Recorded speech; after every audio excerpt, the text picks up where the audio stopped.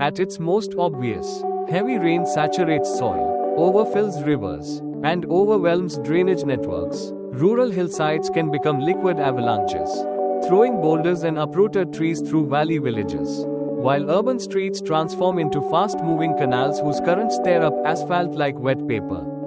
The hydraulic force is multiplied where natural buffers, wetlands, mangroves, riparian forests have been stripped away. Bridges collapse because scouring water eats at their piers, subway tunnels become underground lakes, earthen dams designed for 20-year storms fail under the weight of the once-in-a-century events that now arrive every decade.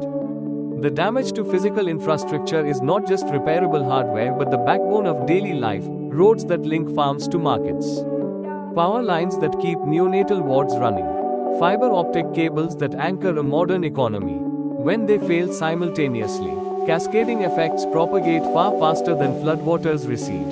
The World Bank estimates that flood-related disasters already average hundreds of billions of dollars in direct losses each year. And those figures often omit uninsured property, informal businesses, or subsistence agriculture. Yet the less visible indirect costs can dwarf the headline numbers. Factories idled by power outages miss export deadlines and lose future contracts. Tourist regions suffer years of reputation damage. Farmers who survive the initial inundation face soil nutrient depletion that suppresses yields for multiple seasons.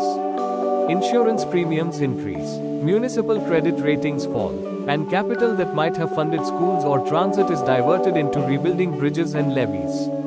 In low-income contexts, where safety nets are fragile, a single washed-out harvest can push thousands of households below the poverty line, triggering migration flows that strain already overstretched urban housing markets.